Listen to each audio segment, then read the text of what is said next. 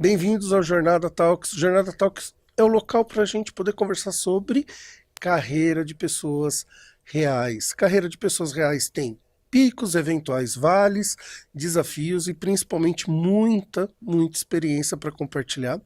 E hoje em específico, eu vou conversar com uma pessoa que já está há 50 anos como empresário no ramo gráfico e é muito bacana. Por quê?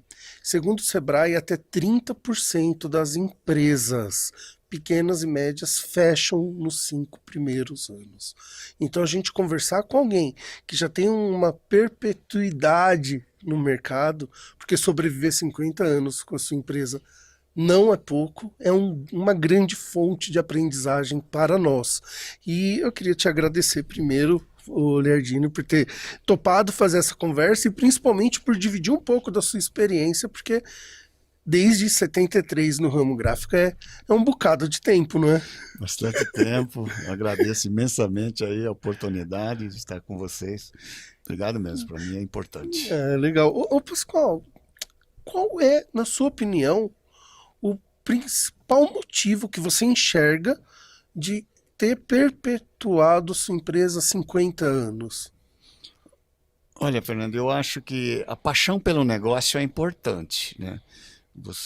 É importante ter conhecimento, né, do ramo, também é importante. Mas no meu caso, eu sempre gostei de artes, né? E não é por acaso que nós chamamos artes gráficas. Uhum. Porque artes gráficas você coloca paixão, você coloca criatividade, né? Coloca a sua personalidade. Então eu sempre fui atraído por essa questão das artes mesmo, né? Eu era menino ainda quando eu entrei trabalhando num escritório de fiscalização publicitária na Praça Clóvis Bevilacqua e lá nós tínhamos na parte de baixo uma gráfica e o refeitório era junto. E depois do almoço nós nos reuníamos, ficava lá dormindo em cima das resmas de papel, vendo as máquinas gráficas. E eu, desde muito cedo, eu tive esse interesse de procurar alguma coisa técnica para ganhar dinheiro rápido, ganhar dinheiro muito cedo, que eu precisava, sabe? Uhum. Você tinha quantos anos? Eu tinha 13, 14 anos. Tá. Eu comecei a trabalhar nessa empresa de fiscalização publicitária. Uhum. Trabalhei alguns meses, depois me interessei e apareceu a oportunidade de aprender o ofício numa gráfica perto de casa. Como sempre, a gente começa de baixo, né, fazendo todas as atividades, mas aconteceu que quando eu tinha 15 anos, mais de um ano e meio depois, o dono da gráfica, o proprietário, ficou doente. E a mulher dele não entendia nada. Eu estudado, né, já aprendendo o ofício, e eu passei a gerenciar a gráfica como um todo, com 15, 16 anos, você veja. E fazia todo o atendimento, desde da chegada do cliente, aprendi o ofício de tipógrafo, de impressor, de bloquista, tirava nota, entregava. Caraca. Então eu tive esse contato importante, esse amadurecimento, né?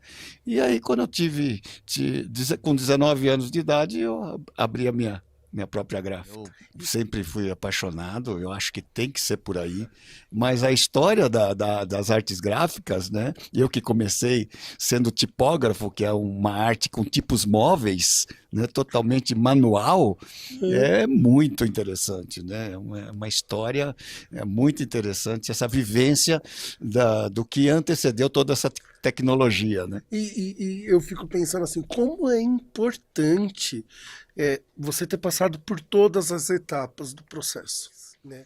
E você ter passado por todo o processo, eu imagino que hoje você tem um domínio, não é? Eu tô que está há 50 anos no ramo, mas com uma expertise gigantesca, porque você sabe detalhes que talvez alguém que não saiba. É até interessante porque você falar disso, que eu lembro que com o andamento da gráfica, então você tem os funcionários, tem cada um na sua profissão, né? Sim. Você acaba comandando aquela equipe.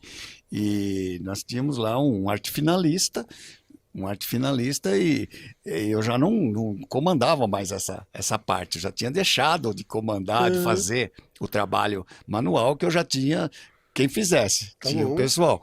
Mas eu ficava como um diretor de arte para ele, porque eu sabia o que o cliente queria, onde buscar, a ferramenta eu sabia que podia fazer e às vezes ele até me contrariava, falava, não dá. Eu falei, dá, vai lá que dá. Vai buscar aquela laranja, vai buscar aquela cor, entendeu? E aí no final dava certo, porque eu tinha já a criação na cabeça como um diretor de arte e ele tinha a técnica, né? Sim, Em sim. que a coisa Muito funciona. legal. Uma coisa, né? Quando a gente fala de empresa, principalmente as empresas que duram muito tempo, eu percebo que são empresas que têm valores muito bem definidos. E eu imagino que ao longo desse período, alguns valores foram ficando cada vez mais fortes dentro da sua trajetória profissional. Quais são os principais valores que você julga que contribuíram para essa perpetuidade? Ah, Fernando, é lógico que é, como dizem, né, chover no molhado, eu falar que para ter uma empresa há muito tempo você tem que ter ética, você tem que ter integridade, né? Mas eu acho que principalmente o respeito aos clientes, sabe? Respeito até a ideia do cliente. Porque, como eu disse anteriormente, às vezes você tem uma ideia na cabeça, muitas vezes a pessoa, o profissional, esse arte finalista me passava opções para o cliente que depois analisando, eu ia analisar com a cabeça do cliente, né? Porque o cliente ele tem a história, né, da empresa, ele tem o porquê daquele traço, o porquê daquela letra no logotipo, porquê daquela identidade visual, o porquê das cores, né, daquela escala Pantone que existe. Então aí, você pensando com a cabeça do cliente, você consegue chegar mais próximo do que ele quer. E muitas vezes é contrário ao que a gente pensa, mas no fim, o respeito à ideia do cliente é um valor que tem que perpetuar para sempre. Eu acho isso Sensacional. importante. É, tem um pessoal que, que traz um tema que eu acho muito interessante, Pascoal, que é você ouvir a voz do cliente, né? Que é a voz do cliente, Sim, colocando ele como ponto central de uma empresa, de uma organização. E algumas empresas acabam ouvindo muito pouco o seu cliente, né? Tipo, quase que empurra. Ouvir isso de você é muito, muito bacana, sim, tá? Por quê? Para quem está começando um negócio, tá? Que ainda está naquela fase de se fixar realmente no mercado, estabelecer a sua marca, você ouvir o cliente é de extrema importância, sim, né? Porque sempre. eu gosto de falar assim que o cliente ele não está nem aí pro que você faz. Ele quer resolver o problema ou o sonho dele. E você vai criar atalhos, É né? isso, Você vai muito ficar legal. trabalhando muito tempo numa ideia que é sua, mas não é a do cliente, e depois ele falar, não gostei, faz tudo de novo. Né? E agora é fácil você fazer tudo de novo. Mas antigamente, que as artes eram feitas com letrinhas, né? Depois veio uma máquina, uma composer, que tinha aquelas margaridas de tipo. Então você montava a arte final inteira e levava para o cliente ver. E se o cliente mudasse uma coluna ou Você tinha que mudasse mudar uma letra, tudo. tinha que jogar fora. Joga fora a arte e faz outra. Hoje não, hoje no toque do computador, o cliente do seu lado, tira aqui, vai, passa para lá, você faz a coisa muito fácil, né? Mas antigamente não era assim. A criação de uma arte, de um formulário, era tudo bem, bem manual, né? Você está trazendo um negócio que caiu uma ficha aqui. Além da parte de ouvir o cliente ética, provavelmente nesses 50 anos, o desejo em reaprender deve ter sido algo constante, porque a tecnologia deve ter Sim, mudado um bocado de quando você começou para hoje. Eu imagino que assim, quem quer ter perpetuidade e não tiver esse espírito de aprendizagem, sofre e fica obsoleto, né? É verdade, você vai vendo que você não pode, como empresa, atingir todos os níveis desejáveis, né? Você sabe que existe no mercado, né? Em 1995, eu fui por uma feira gráfica em Düsseldorf, na Alemanha, visitamos o parque gráfico da Heidelberg, e nessa feira lá, só o parque gráfico da Heidelberg dava 8 Anhembi nosso. Só, Caraca. só da Heidelberg. Então, é importante saber o que existe pelo mundo, mas é também importante na empresa você ter o pé no chão, né? Saber o que você pode atualizar. Mas é importante você ter o conhecimento e curtir todas essa etapa, como se fosse uma criança, né? Um bebezinho, você Aham. criar e curtir todos os momentos, porque ela vai crescer, vai Que se tornar legal. um adolescente, né? Uhum. Arredio e tudo mais. Então, acompanhar esse processo sempre foi muito, muito satisfatório, muito gostoso, ter esse conhecimento, ir aprendendo e também vivenciar esses momentos dessas etapas, né? E quando você olha essa jornada, né? Você falou de aproveitar a jornada, né, e trazer momentos bons de aprendizagem, de busca pelo conhecimento, mas além de buscar o conhecimento, quais foram os que você julga os maiores desafios que você superou nesses 50 anos? Porque eu imagino que tem um bocado de desafio no meio do caminho. Muitos, né, Fernando? Muitos. Você imagina uma empresa. Mas o desafio maior foi no início, né? Eu comecei a gráfica em 1973 e com poucos recursos, né? Poucos recursos. E meu pai não era do ramo, Hum, né? É uma empresa que eu aprendi o ofício. Depois, mais tarde, meu pai veio trabalhar comigo. Então, é de filho para pai. E aí, eu lembro que ele falou no começo, né, meu saudoso pai, ele disse o seguinte: Flávio, vamos fazer o seguinte, a gente vende a nossa casa e depois, quando a empresa der certo, a gente compra outra, porque tijolo é tijolo em qualquer lugar. Foi o que ele me falou na época. Você imagina, né? é, Acreditar, né? Confiar num moleque de 19 anos sensacional. fazer isso, vender a própria casa que ele havia construído com as próprias mãos. Né, que meu pai não teve estudos, teve pouco, e não se formou engenheiro, nem arquiteto, nada. Mas ele sempre fez as nossas casas com a mão, trabalhando de noite como vigia e de dia construindo a casa. E não foi só uma que ele fez. Então, ele ter essa iniciativa, né, de fazer isso. Nós não fizemos isso, então o início foi difícil. E logo nos primeiros meses, em 1973, nós enfrentamos a crise do petróleo. Hum, Lembra? Você não lembra, mas eu não você não era lembro. nascido. Não era da minha época. Mas teve a crise do petróleo. É. Então não tinha papel no mercado. Então, Nossa. você imprimia com papel manilha, que a gente chamava, uma coisa diferente, parecia folha de bananeira, é uma coisa totalmente diferente. E meu pai falou uma frase na época, que eu guardo até hoje, ele falou o seguinte: ai, Flávio, se a gente inventar de fazer uma fábrica de chapéu, nasce gente sem cabeça. Boa, Os boa. desafios foram muito grandes, assim, sempre em termos de investimento, né? Limitação de financiamento, mão de obra, é sempre complicado você controlar, né? Você administrar, né? Mão de obra. Então, muitos desafios, inclusive a questão da mudança, né? Da mentalidade, da necessidade de impressos, né? Isso foi mudando muito com a tecnologia, né? Uhum. E você falando me trouxe uma lembrança. Quando eu comecei a minha carreira, eu comecei com a parte de suporte a clientes. E Tá. na época eu tinha 19 anos, 20 anos, e o que que acontece? Muitas pessoas, eu não tinha credibilidade por causa da idade. Ah, Porque 19 anos, olhava e falava assim, o que que esse pois é. moleque sabe, né? Você deve ter enfrentado isso Sim, sim, também. sim, E sim. isso pode parecer besteira, mas é um desafio grande.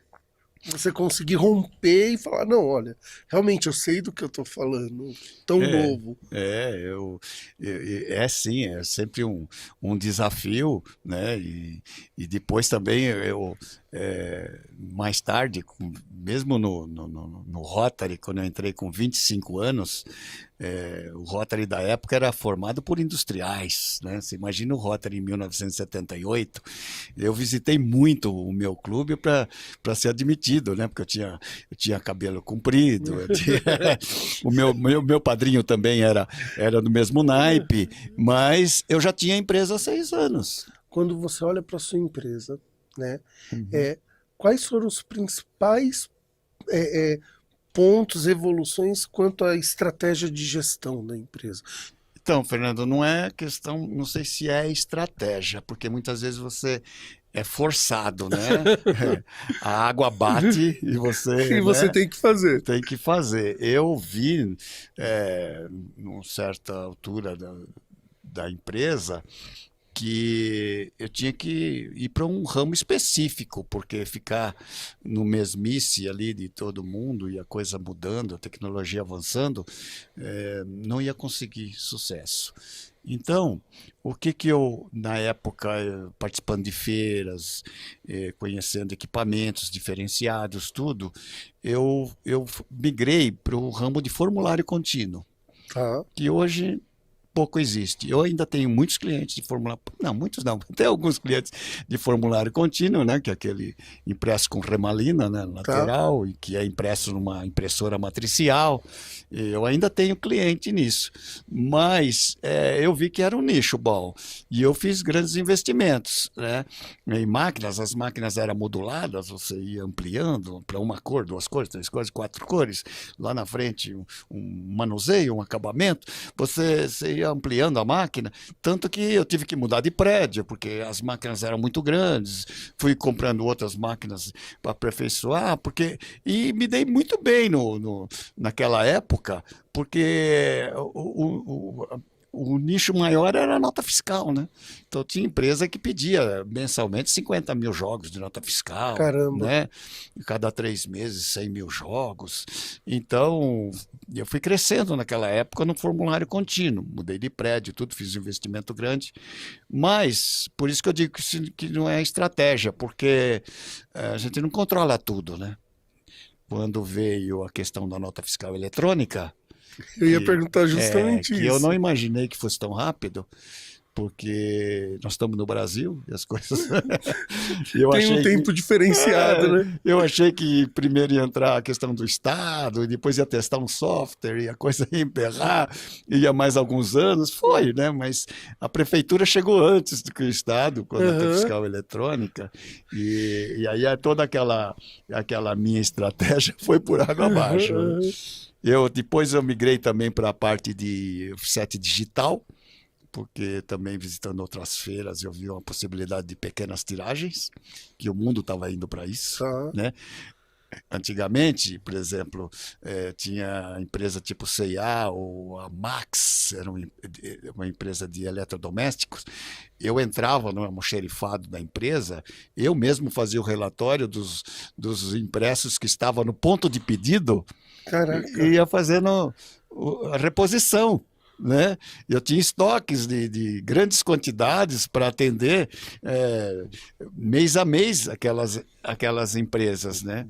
E isso eu falei, pô, a digital agora, quando começou a cair essa questão, as empresas começaram a restringir, então eu falei, acho que pequenas tiragens é melhor. Mas aí a digital também tem os seus problemas, né? A manutenção do equipamento é caríssimo, então onera o custo final, né? Surge a necessidade, você tem um processo de adaptação E hoje, como que tá? Ainda é um parque gráfico, não é? Qual é a sua adaptação mais recente, vamos chamar É. dessa forma? Então, com o advento da nota fiscal eletrônica, minhas máquinas ficaram obsoletas, né? Eu realmente, elas ficaram sem valor de mercado, sem nada. E para manter um parque gráfico, mão de obra, para fazer pouca tiragem, pouco serviço, ficou desinteressante. Né? A digital também já não andava mais. Então, em 2018, eu resolvi parar com o parque gráfico. Tá. Mas é fechar, é andar para trás? Não. Eu vislumbrei uma possibilidade com toda a bagagem de experiência, eu continuar com os meus clientes, né? Desenvolver parceiros, fazer um leque maior de atendimento. Por quê? Porque quando você está na empresa, você só faz a cabeça da boneca, você não consegue fazer ela inteira. Então, a frase que eu mais usava da época era: não posso te atender porque está fora da minha especialidade. Porque senão não tem tempo. Você está sugado pela empresa, não tem esse tempo. E eu vi que depois, tendo tempo para isso, como eu tenho hoje, eu estou usando toda a minha experiência para atender melhor o cliente e para atender um leque maior de necessidades do cliente. Show. Então, hoje, eu não faço só o envelope, a pasta, o folder, o flyer.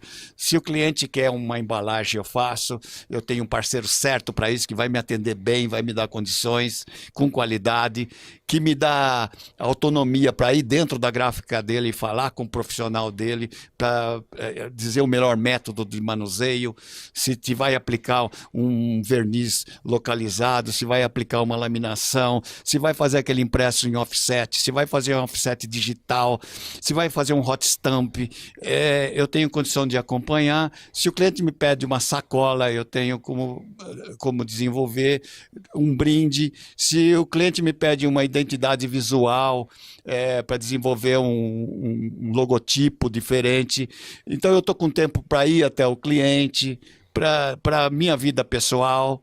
Então, o que eu penso que eu tiro de experiência? Que eu devia ter parado 10 anos antes. Entendeu? Sensacional.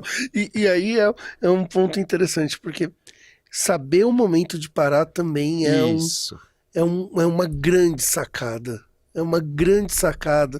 Isso. Né? Eu percebo que tem muitas pessoas que quando abrem a empresa falam assim, eu vou com a empresa pro resto da vida. E não. Talvez a sua empresa chega no momento que a melhor coisa é você fazer uma migração ou vender. Saber o momento de parar é essencial também, né, Pascoal? Isso eu trago de experiência ali para a minha vida toda, né? E também desde o início, Fernando, procurar ajuda profissional, sabe? Você pensa que você é autodidata, que você sabe tudo quando você abre empresa e nega ajuda. E hoje eu sei e que eu faria diferente, né? Você trouxe um negócio que me lembrou hoje cedo. Eu estava fazendo uma conversa, né? E eu lembrei de uma história que eu passei há uns 4 anos atrás, né? Que vem bem de encontro com o que você disse de ouvir um conselho e ter resistência de mudança. Eu fui fazer uma imersão de 8 dias, né, na minha área. E os 3 primeiros dias, Pascoal, eu fiquei falando, isso eu já sei, puta besteira. De novo, isso eu já sei. 3 dias totalmente resistente. Né? Aí o instrutor me chamou de canto e falou assim, Fernando, é o seguinte, cara, se você quiser, cara, eu devolvo o dinheiro e vai embora, porque você tá muito resistente. Agora, se você decidir ficar, esvazia a sua caneca, porque não tem como colocar café quente numa caneca cheia de café frio. Eu falei, puta, que idiota eu tô sendo, né? É verdade. E aí eu desbloqueei, eu falei, independente, eu vou pensar se eu concordo ou não depois, mas nesses dias que eu estou aqui, eu vou absorver o máximo. E foi a melhor imersão que eu fiz. E aí veio, sabe, esse ponto de reflexão para mim. Como é importante você estar aberto para ouvir. Exatamente. Né? A negação é complicado você ficar com a negação, você não cresce, né? E eu imagino que numa empresa, quando você tem uma paixão envolvida, e você ouve alguma coisa que vai contra a sua paixão, o primeiro momento é negar, né? Exatamente. O primeiro momento Esse é cara não sabe o que está falando, né? É, porque é seu sonho no fim do dia, né? Mas você tem que... A experiência que eu deixo é essa, é pé no chão mesmo. Legal. Ó, pra gente poder fechar, Pascoal, vamos lá. Desses 50 anos, quais são os 3 principais aprendizados que você traz? É o próprio aprendizado contínuo, né? Legal. É uma coisa, você não abandonar. Eu comecei em 73 e já comecei junto com a faculdade de administração, por exemplo. Show. Né? Eu queria fazer outra coisa. Eu queria fazer psicologia, eu fiz 1 ano de psicologia e tranquei. Ainda bem que minha filha seguiu agora. Tranquei porque eu falei, minha empresa precisa de mim como administrador. Então, você tem que se especializar, né? Então, a especialização é tudo, né? Uhum. Eu acho que o amor à profissão é um elemento também, né? Um amor a tudo, né?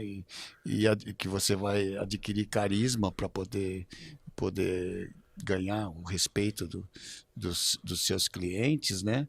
Uhum.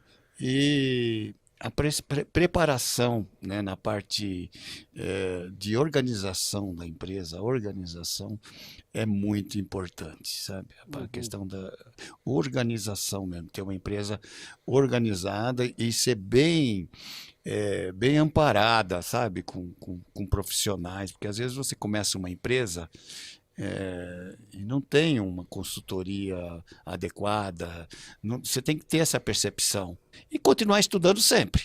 Muito bom. Pascoal, bem, eu quero te agradecer muito pela nossa conversa. Eu tenho certeza que para quem está aqui com a gente foram alguns minutos de muita aprendizagem, né? E 2 pontos que eu gostaria de reforçar antes da gente encerrar. 3, na verdade. Primeiro, paixão pelo que faz, porque é incrível quando você fala da sua área, o quanto você demonstra a sua paixão pelo negócio.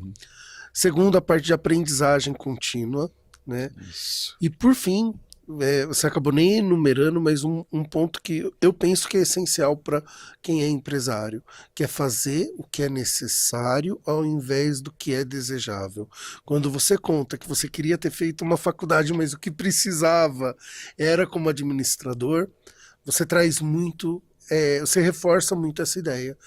No papel de empresário, muitas vezes, não é o que você deseja, mas é o que você precisa para aquele momento. Né? E ter essa clareza, eu acho que é um grande ponto de aprendizado para todo mundo que está acompanhando aqui com a gente. Muito obrigado de novo. Obrigado, Fernando. Fiquei imensamente satisfeito. Se eu não enumerei, acho que eu deixei transparecer, né, a questão desses pontos que você enumerou aí, que são realmente preponderantes aí para o sucesso da empresa. Muito obrigado mesmo. Muito legal. Pessoal, hoje a gente conversou com o Pascoal, né? Você viu que tem hora que eu chamo ele de Pascoal, tem hora que chama de Leardini, porque é Pascoal Flávio Leardini, né? Ele tem 50 anos já de experiência no mundo gráfico e a ideia de trazer uma pessoa que já está no mundo de empresarial há 50 anos é justamente a gente poder pegar sacadas para nós que estamos começando não fazer parte da estatística que 30% das empresas fecham nos 5 primeiros anos, conforme detectado pelo Sebrae. Então fica aqui o convite, assista novamente, porque eu tenho certeza que tem pontos valiosos que se você colocar na sua empresa, ela também vai durar 40, 50, 60 anos. Obrigado, Pascoal. Obrigado, Fernando.